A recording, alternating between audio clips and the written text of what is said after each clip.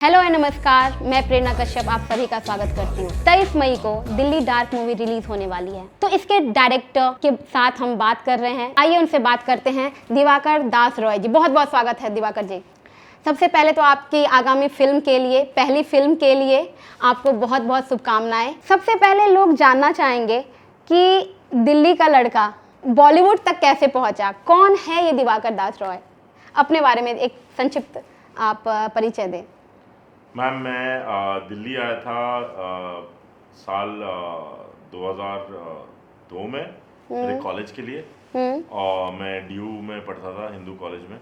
उसके पहले मैं भारत के अलग अलग कोने में रह चुका हूँ, जैसे कि मेघालय, नॉर्थ ईस्ट, और फिर कैलकाटा, और फिर देहरादून में पढ़ चुका हूँ। उसके बाद मैं आया दिल्ली, और तब से मतलब मेरी लाइफ मेजरली इस शहर में ही बढ़ी है। तो मैं पैदा तो कहीं और हुआ था, लेकिन हूँ मैं दिल्ली का ही। और ये फिल्म भी उसी चीज़ के बारे में है कि एज पीपल हम कहाँ बिलोंग करते हैं, और बिलोंगिंग का मतलब क्या होता है कि जहाँ हम चाहते हैं वही हम बिलोंग करते हैं, या जहाँ हम पैदा होते हैं सिर्फ वही हम बिलोंग करते हैं।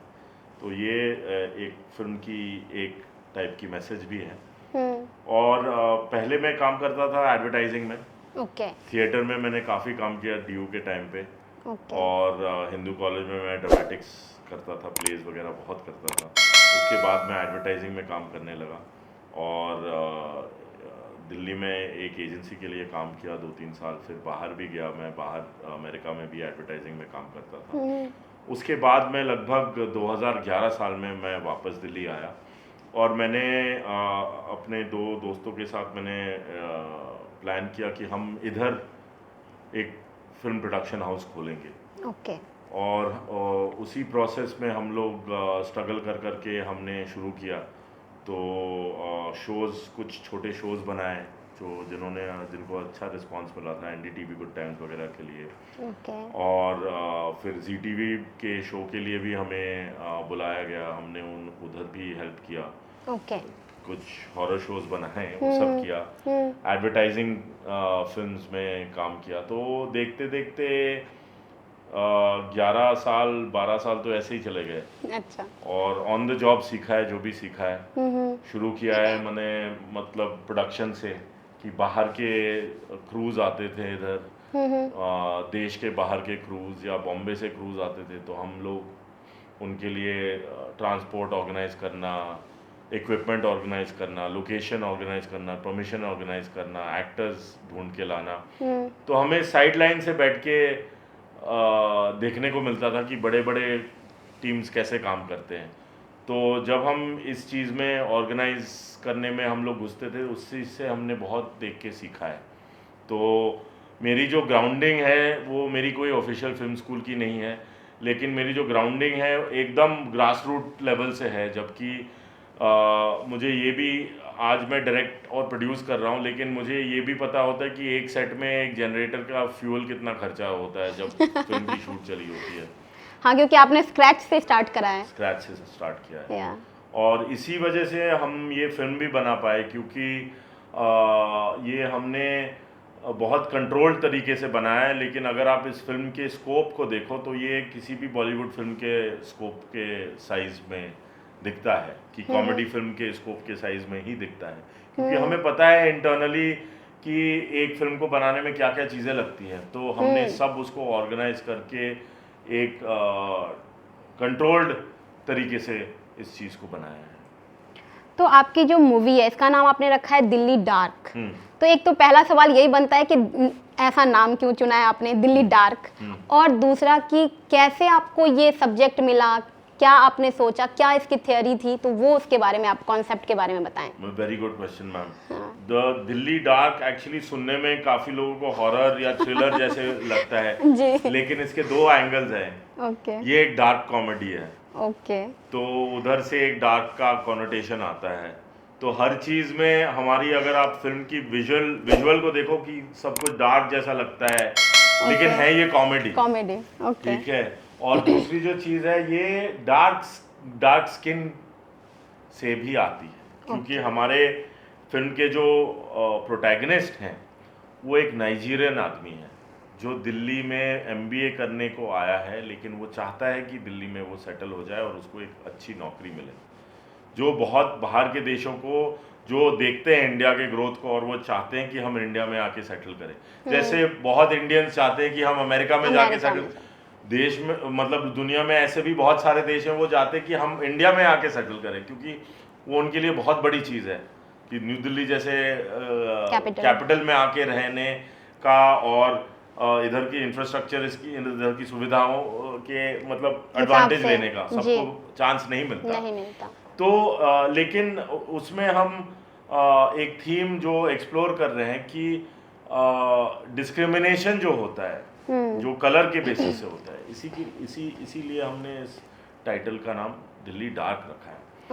और अगर आप बात करें इंस्पिरेशन की तो मैं इसमें काफ़ी है, ये एक अफ्रीकन आदमी की कहानी, लेकिन इसमें मतलब मेरी काफ़ी पर्सनल इंस्पिरेशन भी गई है, क्योंकि मैं था मतलब लगभग ईस्ट इंडिया का लड़का। तो जब मैं नॉर्थ इंडिया में गया पहली बार पढ़ने, तो मतलब बहुत सारे जो लड़के थे उधर के आसपास वो मेरे से बहुत ज़्यादा गोरे थे। तो मतलब 2-3-4 साल तो मेरी बहुत कस के बुलिंग हुई इसी चक्कर में कि तू इतना काला है, ये है वो है। और क्या होता है कि एक टाइम पे आप सह लेते हो इसको, क्योंकि ये बहुत कैजुअल चीज़ है, किसी को काला कहना ये वो बहुत ही कैजुअल चीज़ है। तो खैर आप मतलब ग्रोइंग हो, आप उस टाइम पे समझ लेते हो कि जो है सो है, आप भी रिटर्न में लोगों को सीख जाते हो कैसे रिप्लाई करना होता है। लेकिन एक चीज़ मैंने रियलाइज करा कि एक जो सबकॉन्शियस में माइंड है जो है उस पर अफेक्ट आता है, definitely. आपके कॉन्फिडेंस पे अफेक्ट आता है। Definitely. और ये कॉम्प्लेक्स एक ऐसी चीज़ है जो आप बचपन में आप समझ नहीं पाते हो। कॉम्प्लेक्सेस हमारे अंदर जो है ना वो आप बड़े होके ही उनको समझ पाते हो। तो मैं जब कॉलेज में आया तब तक ये चीज़ मेरे अंदर में घुस गई थी कि कहीं ना कहीं मेरा जो काला स्किन है वो मेरे लिए कहीं एक हिंड्रेंस है। और ये मैं तब कॉन्शियसली समझ नहीं पाता था, लेकिन सबकॉन्शियसली मेरे बिहेवियर में दिख जाता था। और ये मैं कॉलेज के निकलने के बाद काफ़ी सालों बाद मुझे ये रियलाइज़ हुआ कि ये एक कारण है कि आपके अंदर हमेशा एक कॉम्प्लेक्स रही है। तो आप अपने आप को जब आप अच्छी नज़रों से नहीं देख सकते हो तो आप दुनिया को एक्सपेक्ट नहीं कर सकते हो कि वो आपको रिस्पेक्ट दे। तो ये एक थीम था। तो जब मैं दिल्ली में आया तब ऐसे काफ़ी स्टोरीज भी चल रही थी कि अफ्रीकन लड़कों के ऊपर अटैक हो रहा है, ये हो रहा है, वो हो रहा है।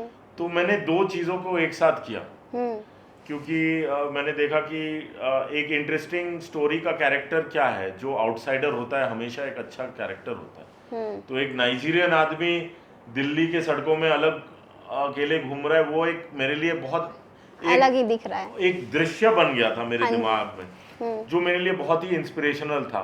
लेकिन उसके अंदर जो हो रहा है वो मेरे दिमाग के अंदर चल रहा था, क्योंकि आपने भी फेस किया हुआ था। हाँ, तो मुझे एक तरीके से, तो मेरे दोस्त लोग अगर ये सब सुने वो आज भी हंसेंगे कि वो अपने आप को अफ्रीकन बोल रहा है। लेकिन एक तरीके से मेरे दिमाग में वो इक्वालिटी हो गई थी कि है दूसरे देश का एक कल्चर का, लेकिन मैं समझ सकता हूँ कि अगर उसके साथ रेसिज्म हो रहा है तो मेरे साथ भी हो रहा है। और ये इंडिया में है, इंडिया ही नहीं हर जगह है। अमेरिका में जाओ तो अफ्रीकन के साथ हो रहा है, हर जगह आप चाइना में जाओ उधर भी है, वहाँ भी है, हर मैं जहाँ मतलब ये फिल्म को लेके जहाँ देश में गया हूँ उधर लोग बोल रहे हैं कि हाँ हमारे देश में भी ये प्रॉब्लम है। लेकिन बात मेनली जो होती है तो अमेरिका के बारे में ही होती है। हाँ। तो ये जो चीज़ है ये पॉलिटिकल नहीं है, ये ह्यूमन चीज़ है। तो मेरे फिल्म में ये जो मैसेज है ये पॉलिटिकल मैसेज नहीं है, ये ह्यूमन मैसेज है जी, कि हर जगह एक अदरिंग का जो होता है कि आप मेरे जैसे नहीं हो, आप विश्वास दूसरा रखते हो, आप खाना दूसरा खाते हो, आते कहीं और से हो। तो ये सब जो चीज़ है ये ह्यूमन इश्यूज हैं जो हमें देखनी चाहिए।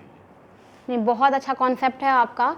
तो आप की मूवी से आप क्या चाहते हैं कि दर्शक सीखें और क्या उद्देश्य है आपका? मैम मेरा पहला जो उद्देश्य है वो है एंटरटेनमेंट। ओके, जो ये कॉमेडी आपने डाली है। जो कॉमेडी हमने डाली है, और मैं सैटायर का बहुत बड़ा ही फैन हूँ। जैसे कि हमारे जसपाल भट्टी सर थे, वो मेरे he is one of my all time favourites और इंस्पिरेशन। तो ऐसे हिंदी लिटरेचर में भी काफ़ी सारे ऐसे सैटायरिस्ट्स जो हैं, वो बहुत ही it is close to my heart. तो मैं चाहता हूँ कि सैटायर एक ऐसी चीज़ है जो आप प्रेम से आप दर्शक को एंटरटेन भी कर रहे हो और एक मैसेज भी दे रहे हो, एक मिरर भी दिखा रहे हो। तो ये मेरा पहला है, क्योंकि मैं कभी ये नहीं विश्वास करता कि आर्ट एक ऐसी चीज़ है जो किसी को भी एलियनेट कर दे। आर्ट एक ऐसी चीज़ है, आर्ट फॉर्म सिनेमा जो है ये एक मास फॉर्म है, तो सबको ये समझ में आना चाहिए। ऐसा मैसेज नहीं होना चाहिए कि किसी को समझ में नहीं आया। आप एंटरटेन करना चाहिए जिससे आम इंसान अपने आप को रिलेट कर सके। करेक्ट है ना? करेक्ट, एकदम करेक्ट। कनेक्शन मेन चीज हो। मेरे फिल्म में थोड़ा इंग्लिश भी यूज हुआ है, ये बोले तो आप इंग्लिश हिंदी दोनों यूज हुआ है, लेकिन इसमें भाषा ऐसा कुछ नहीं है कि आम आदमी समझ नहीं, हर कोई समझ सकता है, क्योंकि पूरा जो लैंग्वेज है बहुत ही सिंपल यूजेज है, क्योंकि वो कॉन्टेक्स्ट के अकॉर्डिंग है। जहाँ ये बेस है एकदम रियल टाइप की भाषा यूज करी गई है। ओके। तो मैं आपसे पूछना चाहूँगी कि एक आउटसाइडर, जैसे कि आपने कहा कि इतने आपने मेहनत किया है, आप दिल्ली में रहते थे, दिल्ली में आपने फिर जर्नलिज्म करा, फिर वहाँ से आप मुंबई पहुँच गए, ठीक है? तो ये आपका कॉन्सेप्ट जो है कि कैसे आपको कि फिल्म बनाना है, मूवी बनानी है मुझे, ये कैसे आया और पैनारोमा के साथ आपका कैसे कनेक्शन हुआ? मैम मैं इस लाइन में आया ही था मूवी बनाने के लिए, तो क्या होता है, साल बीत जाते हैं आपको सब कुछ सीखने में, और ये प्लानिंग होते होते कहाँ 1 साल 2 साल 5 साल 10 साल निकल जाते हैं वो पता ही नहीं चलता जी। तो ये फिल्म भी मैंने जब लिखना शुरू किया वो लॉकडाउन के टाइम पे था, तो 1 साल मुझे लगा, 1.5 साल लगा मुझे लिखने में, और शूटिंग में 1 साल लग गया। एडिटिंग में लगता है, फिर फिल्म फेस्टिवल में जाओ, तो ये तो चलता ही रहता है।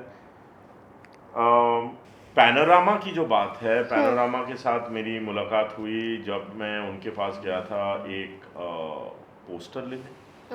पोस्टर डिज़ाइन के बारे में मैं गया था, तो उन्होंने मेरी ट्रेलर देखी थी उस टाइम पे, तो उन्होंने बोला था कि ट्रेलर में काफ़ी अच्छा पोटेंशियल है, और वो है भी काफ़ी सक्सेसफुल, काफ़ी एस्टैब्लिश्ड डिस्ट्रीब्यूशन हाउस है और प्रोडक्शन हाउस भी हैं, वो अपना फिल्में भी बनाते हैं और डिस्ट्रीब्यूट भी करते हैं। तो उन्होंने ये ट्रेलर देख के उनको पोटेंशियल लगा कि इसमें एक कमर्शियल पोटेंशियल है, और फिर उन्होंने हमारे साथ स्क्रीनिंग करी, फिल्म देखी, और फिर उन्होंने बोला कि हम इसको डिस्ट्रीब्यूट कर सकते हैं, तो वैसे ही कनेक्शन लग गया। तो ओवरऑल मैं दर्शकों के लिए कह सकती हूँ कि यदि आप में पोटेंशियल है तो आपके साथ बड़े ब्रांड्स कोलैब कर सकते हैं, यही है ना? सिंपल।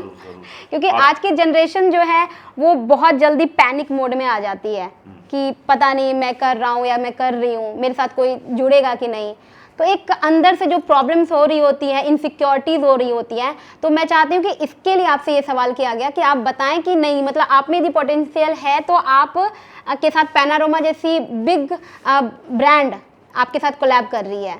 यस डेफिनेटली मैम, आप डेफिनेटली कर सकते हो। संघर्ष तो हर चीज़ में है, हाँ, टाइम तो हर चीज़ में लगता है जी, तो लेकिन you will find the right people. मेरा जो विश्वास है कि आप अगर एक चीज़ में आप लगे रहो और आपको विश्वास है अपने आप पे, तो आपको लगे रहना चाहिए, and you will find the right people to support you. चलिए, आजकल की जनरेशन की बात मैं कर रही थी, तो इस पे एक सवाल और बनता है कि आउटसाइडर और इनसाइडर जो आजकल चलता है, नेपोटिज्म, ये सब, तो आपने कितना फेस किया? आपको क्या लगता है कि बॉलीवुड में, क्योंकि एक माया नगरी है, वैसे तो ओवरऑल हम देखें तो पूरी दुनिया में आप कहीं भी जाते हैं या किसी भी क्षेत्र में जाते हैं तो आपको ये फेस करना पड़ता है। यदि एक बनिए का बेटा है तो उसको दुकान पहले से मिली है, तो आप उससे ये आर्गुमेंट नहीं कर सकते कि तुम्हें सब कुछ पहले से मिला हुआ है, ठीक है ना। लेकिन हाँ, थोड़ी बहुत जो कहीं पर हो जाती है चीज़ें जो आउटसाइडर को फेस करनी पड़ती है, तो उसके लिए कैसे बच्चे पहले से तैयार रहे यदि आप इस तरह के फील्ड में जाते हो, लाइक बॉलीवुड, जहाँ मुझे लगता है हर दूसरा बच्चा आजकल जाना चाहता है, चाहे डांस के थ्रू, म्यूजिक के थ्रू आप एज अ राइटर डायरेक्टर गए हैं, तो इसमें क्या क्या परेशानियाँ आपको आई, और आउटसाइडर हैं आप, तो कांटेक्ट बनाने में कैसा टाइम लगा आपको, तो इस सारी जो प्रॉब्लम है उस प्रोसेस को भी आप बताएं। मैम मैं लकी था क्योंकि हमने जब पहले फिल्म जब बनाई और उसको तैयार किया एक रफ कट, तो देखिए एक सिस्टम जो होता है वो होता है कि एक हमारे देश के अंदर एक पैरेलल सिस्टम बना हुआ है जो कि for example there are government institutions that support cinema, जैसे कि हमारी एनएफडीसी है।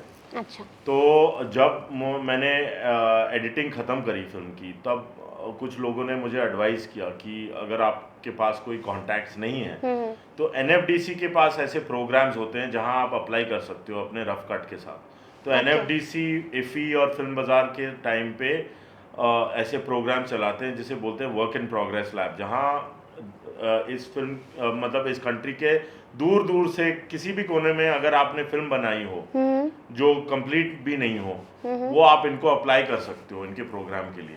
वो 5 फिल्म सेलेक्ट करते हैं। ओके। तो हर साल 5 फिल्म, 4 या 5 फिल्म वो सेलेक्ट करते हैं। ठीक है। जो वो अपने एफी फिल्म बाजार के टाइम पे वो लोगों से कनेक्ट करते हैं। तो मेरा फिल्म ये सिलेक्ट हो गया था as one of the 5 films. तो पहले बार मैं एनएफडीसी के थ्रू ही इस सिस्टम को जान पाया। मैं प्रोड्यूसर्स, सेल्स एजेंट्स, डिस्ट्रीब्यूटर्स, इनसे पहली बार मैं उधर ही जाके मिला।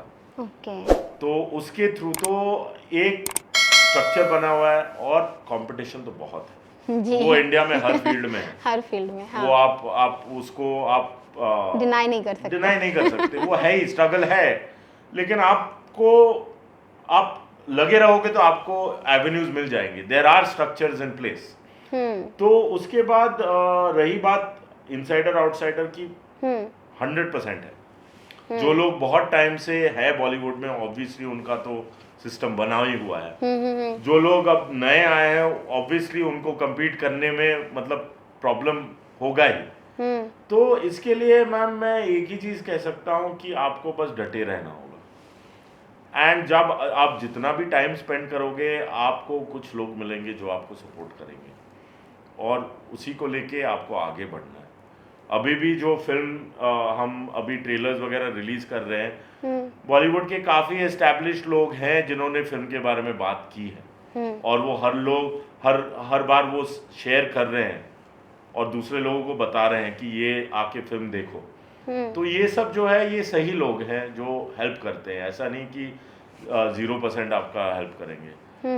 कुछ जगहों पे आपको एक्सेस नहीं मिलेगी क्योंकि आप नए हो और वो अंडरस्टैंडेबल है, लेकिन आपको फाइट करते रहना है। जब there are people out there लोग हैं जो आपको हेल्प करेंगे, जो आपके कंटेंट को देखेंगे, आपको नहीं देखेंगे और बोलेंगे कि ये कंटेंट अच्छा है और हम इस कंटेंट को सपोर्ट करेंगे। ये मेन है, बाकी तो स्ट्रगल है।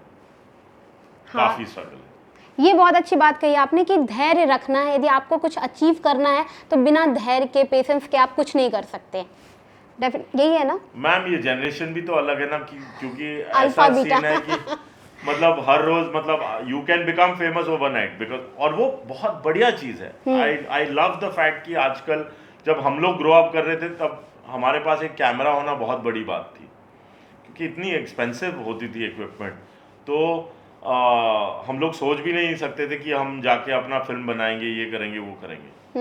हमारे फैमिली में वीडियो कैमरा भी शायद बहुत देर बाद बहुत ही देर बाद आई थी। तो मतलब आप आजकल हर किसी के पास फोन है, पॉकेट में कैमराज है जो हम शूट कर सकते हैं। इंस्टाग्राम चैनल्स है जिससे हम अपना कंटेंट डाल के फेमस हो सकते हैं। लेकिन पेशेंस फिर भी एक अलग चीज़ है। क्योंकि आपको बता दूं कि इंडिया में बहुत डेथ रेट बढ़ गए हैं। जो स्टूडेंट हैं वो बढ़ रहे हैं। जो यूट्यूब में काम कर रहे हैं या इंस्टाग्राम में, कई उनके फॉलोवर हैं, नहीं फॉलोवर घट जाते हैं या बढ़ते नहीं हैं, तो वो आत्महत्या कर लेते हैं। एक ये सीरियस प्रॉब्लम है। तो इस कारण से मैं जब भी इंटरव्यू करती हूँ, एक सवाल मेरा हर फील्ड के इंसान से होता है कि आप क्या टिप दें और आपसे वो बच्चा जो आपको देख रहा है, आपसे कुछ वो सीख सके। मैम मेन जो चीज़ है, और ये मैंने पिछले मतलब मेरे इस फिल्म में भी मेरे काफ़ी स्ट्रगल्स गए हैं, पर्सनल और मतलब हर एंगल के स्ट्रगल्स। तो मैं ये तो नहीं कहता कि हर चीज़ पॉजिटिव होता है और हर चीज़ आप, और सिर्फ मेरे लिए नहीं, आप किसी भी बड़े फिल्म, किसी भी इंडिपेंडेंट या नॉन इंडिपेंडेंट फिल्म, जो भी पहुँचे हुए फिल्म मेकर्स हैं, एक्टर्स हैं, आप किसी से भी बात करोगे तो उनके पीछे स्टोरीज होते हैं जो मतलब पॉजिटिव नहीं होते हैं जी।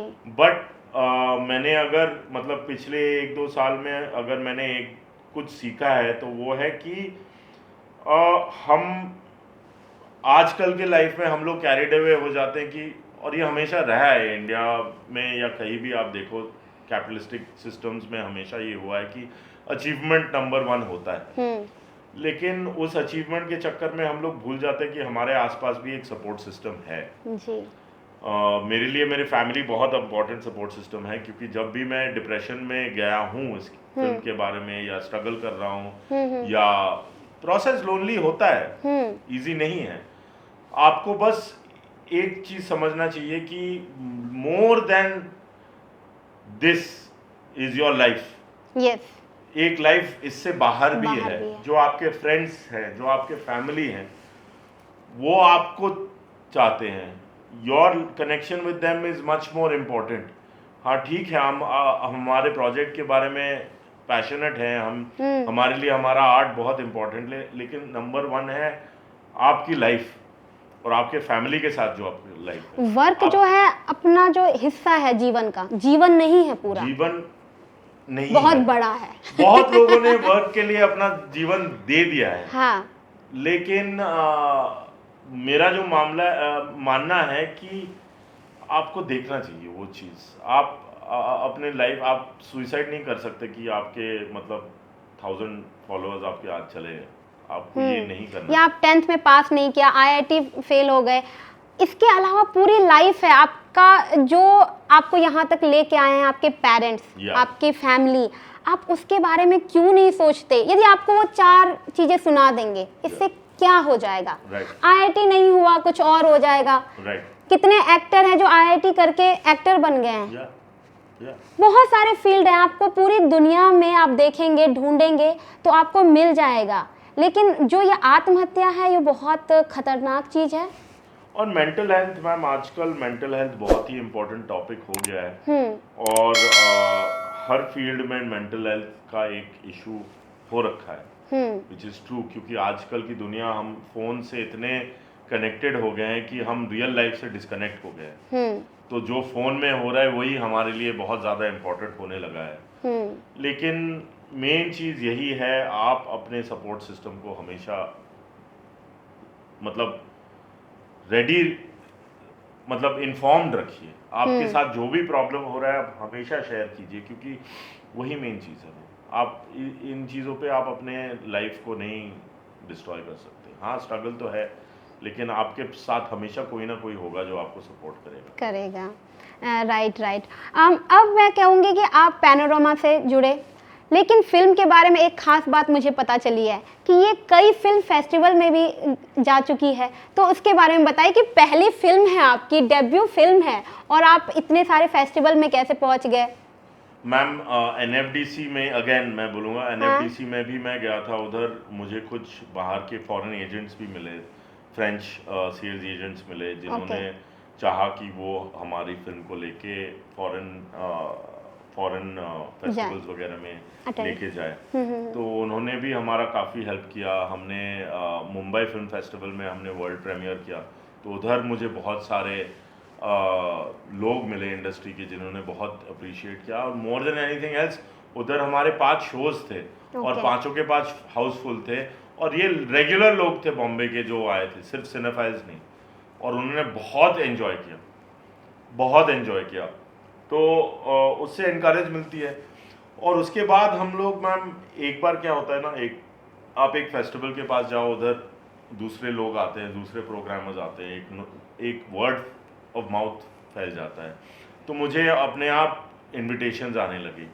तो हम इस फिल्म के साथ बहुत जगह ट्रैवल किए हैं मैंने, थोड़ा दुनिया देखने को मिला है फिल्म इस के फिल्म के थ्रू थ्रू या बदौलत। तो अमेरिका इटसेल्फ, अमेरिका में हमारे 4 स्क्रीनिंग्स तो अभी हुए हैं। लिंकन सेंटर में हमारा अफ्रीकन फिल्म फेस्टिवल का अरे वाह, closing था। कॉन्ग्रेचुलेशन। काफ़ी बड़े बड़े वेन्यूज़ में हमारे हुए हैं स्क्रीनिंग्स। और मतलब वही होता है, एक टाइम पे अगर आपने फिल्म जब आपने बना दी और आपने रिलीज़ कर दी, वो फिल्म की अपनी एक पहचान होती है, तो उसके बदौलत आपको आगे जा सकते हैं आप, कनेक्शंस मिलते हैं, एक्सपीरियंसेस मिलते हैं। ओके। तो यही रहा है हमारा काफ़ी, मतलब we travelled to about 20+ festivals. अरे वाह, फिर तो आप उससे बहुत ज़्यादा मोटिवेट होंगे। हाँ, मतलब इनकरेजमेंट तो डेफिनेटली मिलता है। कुछ ऐसे भी देश हैं जहाँ लोगों को इतना ज़्यादा समझ में भी नहीं आया, क्योंकि ये कंटेंट जो है बहुत एक लोकल रेलेवेंस भी होता है। लेकिन कुछ ऐसी जगह है, जैसे कि अभी मैं गया था सिएटल में, वो सिर्फ ब्लैक फिल्म फेस्टिवल था। तो वो अफ्रीकन फिल्म्स को लेके चलते हैं, उसमें भी हमें बुलाया गया, क्योंकि इधर एक अफ्रीकन कैरेक्टर है और वो मतलब रेस के बारे में है। तो मतलब उधर जो ऑडियंस है, वो जो देख रही है, वो एक अलग ही समझ उनको आ रहा है और उनको भी बहुत पसंद आया। ओके। तो नए नए ऑडियंसेस को मिलने का चांस मिलता है। तो अगला कौन सा प्रोजेक्ट है आपका इसके मैम बाद? अभी खत्म कर रहा हूँ, I am finishing another script. Okay. तो एक्सपेक्टेशन है कि ये फिल्म रिलीज के बाद मतलब मैं घुस जाऊंगा वापस finishing that screen play, okay और फिर उसको माउंट करेंगे। ओके, अभी आप नाम नहीं बताएंगे? नाम नहीं बता सकता मैं, कुछ डिटेल नहीं। ओके ओके, ठीक है। आपने कहा कि आपने स्क्रैच से शुरू किया है और आज आप मूवी बना रहे हैं, डायरेक्टर हैं, राइटर हैं, सब कुछ आपके इर्द गिर्द घूम रहा है। तो आज की यंग जनरेशन के लिए आप उनको गाइड करेंगे कि कैसे, यदि आप वो डायरेक्टर बनना चाहते हैं तो क्या प्रोसेस है? ये नहीं है कि कैमरा लेके हम निकल पड़े हैं, उससे हो जाएगा, और उसी के कारण हम परेशान भी हो जाते हैं जब हमें चीज़ें समझ नहीं आती है। तो एक कॉन्सेप्ट ओवरऑल क्या होना चाहिए? मैम आई वुड से कि सबसे पहले कि आप ट्राई करो कि लोगों के साथ कनेक्ट करने के लिए, जो काम कर रहे हैं फील्ड में, जो एक्सपीरियंस आपको ऑन द जॉब मिलता है, उससे बढ़िया फिल्म स्कूल कुछ हो ही नहीं सकता। और नंबर 2, आप जितना भी छोटा हो, आप हमेशा लिखते रहिए और अपना छोटा मोटा कुछ ना कुछ बनाते रहिए। आजकल यूट्यूब में बहुत सारी रिसोर्सेज मिल जाती हैं, तो ऐसा नहीं है कि आपको इन्फॉर्मेशन की कमी है। इन्फॉर्मेशन आपको हर तरीके का मिल जाएगा, कौन सा कैमरा कैसे चलाना है, एडिटिंग कैसे सीखनी है, ये सब है। तो आपको हमेशा एक्सपेरिमेंटेशन करते रहना चाहिए। लेकिन नंबर 2 मेन चीज़ है, आपको जो काम कर रहे हैं उनके साथ आपको एक्सपोजर मिलती रहेगी। ओके। तो आपको वो ग्राउंड लेवल से वो समझना चाहिए कि बहुत सारे लोग ऐसे होते हैं, वो सोचते हैं कि मैं फिल्म डायरेक्टर बनूंगा तो मुझे और कुछ करना ही नहीं है, मैं चेयर पे बैठ के बोलूंगा ये एक्शन काट यही सब है मेरे पास। हाँ। वो नहीं है। आपको अगर इंडिपेंडेंट फिल्म मेकर बनना है, आपको हर चीज़ की समझ होनी चाहिए कि अगर आप कहीं शूट करना चाहते हो तो उस उधर शूट करने के क्या इम्प्लीकेशंस क्या है, परमिशंस कैसे होती हैं, क्या आपको इक्विपमेंट क्या लेना है, इक्विपमेंट के साथ लोग कितने आते हैं, कौन से कैमरा से शूट करना चाहिए, अगर आप रिस्ट्रिक्टेड एरिया में हो तो आपको कौन सा कैमरा, स्पेस कम है तो कौन सा कैमरा यूज़ करोगे, लाइट कम है कौन सा कैमरा यूज़ करो। ये सब बैक एंड टेक्निक्स है। आपकी क्रू कितनी बड़ी होनी चाहिए, आपका मतलब फॉर एग्जाम्पल अगर आपके पास 10 रुपये हैं या अपोज टू आपके पास 100 रुपये हैं, तो आप उस बजट को कैसे एलोकेट करोगे। तो ये सब बहुत बेसिक चीज़ें हैं जो मैंने एक्चुअली में देखा है, बहुत लोगों को आंसर नहीं पता होता है, क्योंकि वो एक सिस्टम में ऐसे आगे बढ़ते हैं ना कि थोड़ा फिल्म स्कूल कर लिया, एडी कर लिया और पहुंच गए डायरेक्टर बनने। और जब प्रेशर सिचुएशन आ गया तब उनको पता नहीं चल रहा है कि हैंडल कैसे हो सके। मैंने ये फिल्म मतलब एज अ प्रोड्यूसर भी काम किया है, डायरेक्टर भी काम किया है, राइटर भी काम किया है। तो एक चीज़ है, जब आप राइटिंग करते हो तो आपको समझ में आता है कि ये आपके काबू में ये ज़्यादा एक्सपेंसिव लग रहा है, काट दो ये सीन। आप कुछ ऐसा बना लो जो आप बना सकते हो, आप बैक वर्क कर सकते हो कि मेरे पास एक घर है, उस घर को लेके मैं कहानी कैसे लिखूं। तो ये सब चीज़ें हैं जो आपको पहले से ही पता हो जानी चाहिए, राइट, सीखनी चाहिए। तो फिर आपका पूरा ओवरऑल स्ट्रेंथ हो जाएगा उस चीज़ में, आपका कंट्रोल बहुत बड़ा हो जाएगा ओवरऑल मीडियम में। जब हमारा शूट हो रहा था, अगर बाहर कोई लफड़ा हो जाए तो मुझे ही लोग बुलाते थे कि ये हो गया है, ये इसको हैंडल करो, अंदर जाके मुझे ही डायरेक्शन करना पड़ता था। स्ट्रेसफुल हो जाता है, लेकिन मुझे एटलीस्ट कंट्रोल तो समझ में आ रहा है। नहीं तो आपको वही प्रोडक्शन आपको बहुत ज़्यादा टीम और बहुत ज़्यादा पैसे में करना पड़ेगा। हाँ, यदि आप इंडिविजुअल करते हैं तो आपको सारी चीज़ों की नॉलेज होनी चाहिए और उसके लिए चाहिए टाइम। फिल्म मेकिंग सिर्फ ये नहीं है, बहुत सारी चीजें हैं फिल्म मेकिंग में। हाँ, क्योंकि वो तो दिखता है ना हमें कि एक्शन, कट, उससे पहले बहुत सारा चीजें, उसके बाद भी बहुत पापड़ बेलने पड़ते हैं। बहुत बहुत, और जितना आपको पता हो उतना बेटर हो, क्योंकि आप एक प्रेशर सेट में जाके आप ये नहीं बोल सकते अरे अब मुझे नहीं पता, अब मुझे लाके दो। आपको खुद चीजें करनी पड़ेगी, तो ये इम्पोर्टेंट चीज है। Okay, fantastic. अब आते हैं हम अगले सेगमेंट में कि जो आपके फिल्म से थोड़ा इतर है, जो अभी हमारे टाइम पे चल रहा है, जो क्योंकि आप डायरेक्टर भी हैं, साहित्य की भी नॉलेज है, मीडिया की भी नॉलेज है आपको, तो आपसे ये सवाल डेफिनेटली बनता है मेरा कि आज जो देश में युद्ध चल रहे हैं, इस पे आपका क्या कहना, आप क्या सोचते हैं इस देश को लेकर, इस युद्ध को लेकर, और जो इंडिया पाकिस्तान वॉर हो रहा है इस पे बहुत सारी नेगेटिविटी आ रही है। जब वॉर हो रहा था तब भी कुछ लोगों ने इसको गलत कहा, और जब अब वॉर को 2 दिनों के लिए विराम दिया गया है, इस पर भी आप देखेंगे कि बहुत सारे नेगेटिव कमेंट आ रहे हैं, राइट। ठीक है, तो आप इस पे क्या कहना चाहेंगे? मेरा जो पहला मानना है कि आजकल सोशल मीडिया के कारण हर कोई एक्सपर्ट बन गया है। हाँ। और बहुत सारे लोग ऐसे कोने कोने में बैठे हुए हैं जिनको मतलब कुछ एक्चुअली में नॉलेज नहीं है, बट लेकिन चले जा रहे हैं, अपना ओपिनियंस अग्रेसिवली प्रेस कर रहे हैं। हमारे पास हमारी गवर्नमेंट है, हमारे पास हमारी डिफेंस है, ये 2 चीज़ें हैं। उनको ऑन ग्राउंड आइडिया है कि एक्चुअली में क्या हो रहा है, उनको रिस्पॉन्सिबिलिटी दी गई है और उन्हीं को हैंडल करना चाहिए। और हमें एज अ नेशन हमें रिस्पॉन्सिबली समझना चाहिए कि ऐसे घर बैठे बैठे इंस्टिगेशन करना या किसी की क्रिटिसिज्म करना, ये किसी को हेल्प नहीं करेगा। We need our nation to be safe. Our defence ministry is there to defend us, and they should be able to do that. बाकी फालतू में जाके लोगों को इंस्टिगेशन करना, I don't think it is of any use. लोग हैं हमारे, our defence ministry is in place, our home ministry is in place, our government is in place, our arm forces are in place. उनको सब पता है, उनको हम जैसे आर्म चेयर एक्टिविस्ट की ज़रूरत नहीं है। उन्हें जो डिसीजंस लेनी है वो ग्राउंड में देख रहे हैं और वो कर रहे हैं। If they are negotiating for a peace, they are doing it for a certain reason. तो अच्छी बात है। चलिए अब थोड़ी सी इस गंभीर वार्तालाप को थोड़ा सा मनोरंजन में ले जाते हैं। आप मुंबई में हैं, काम कर रहे हैं, माया नगरी पहुंच गए हैं, तो अब हम भी थोड़ा रैपिड फायर खेलते हैं कि आप कितने मुंबई को पसंद करते हैं और कितने दिल्ली वाले हैं। तो अच्छा, आप बताइए, दिल्ली में आपको क्या पसंद है, जो आपको लगता है कि मुंबई से खास है यहाँ पर, एक सेंटेंस में जो आपको लगेगा कि दिल्ली स्पेस। हाँ। अच्छा, ठीक है। दूसरा कि छोले भटूरे या बड़ा पाव? छोले भटूरे। ओह वाह, दिल्ली बॉय, ठीक है। दिल्ली का काली पूजा या मुंबई का गणपति पूजा? दोनों की जरूरत है लाइफ में। एक चूज करना हो तो कहाँ जाएंगे? कोई चॉइस नहीं है, सब ऊपर है। ओके ओके ओके, बीच या माउंटेन? चलिए इजी कर देती हूँ आपके लिए। बीच या माउंटेन? या शायद बीच में अपना ही सुकून है। ओके, बीच, ठीक है। अगली आप फिल्म किसके साथ करना चाहेंगे यदि आपको मौका मिल जाए तो, कि मैं इस डायरेक्टर के साथ या इस एक्टर के साथ?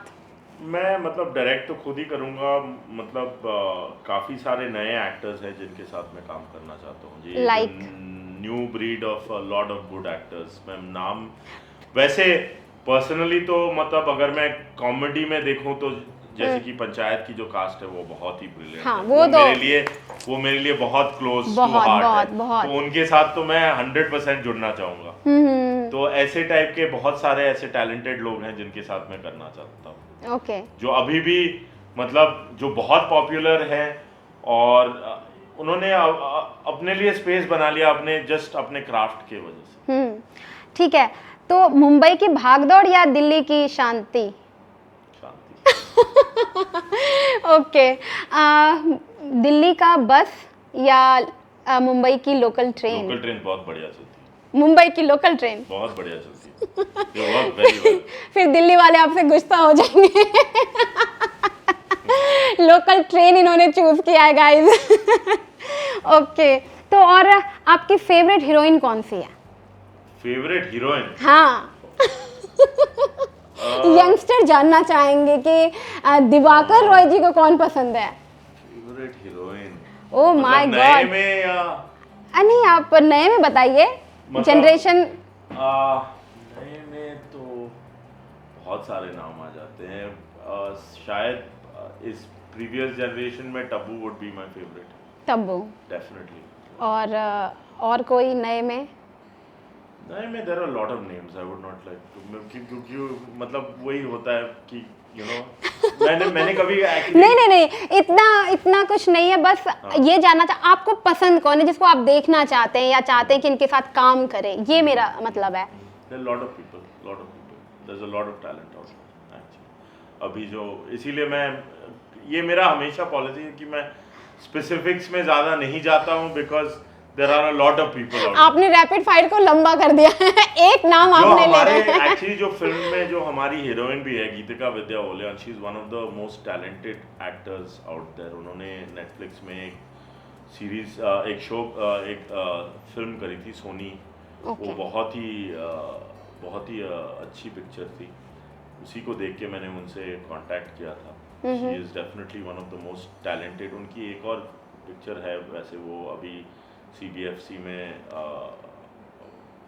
अभी पास नहीं हुई है शायद, पंजाब 95 आपने सुना होगा, दिलजीत दोसांझ के साथ। जी। उनका वो भी एक प्रोजेक्ट है, वो आने वाली है शायद। But she is played a great role in our film and she is definitely one of the actors to look out for.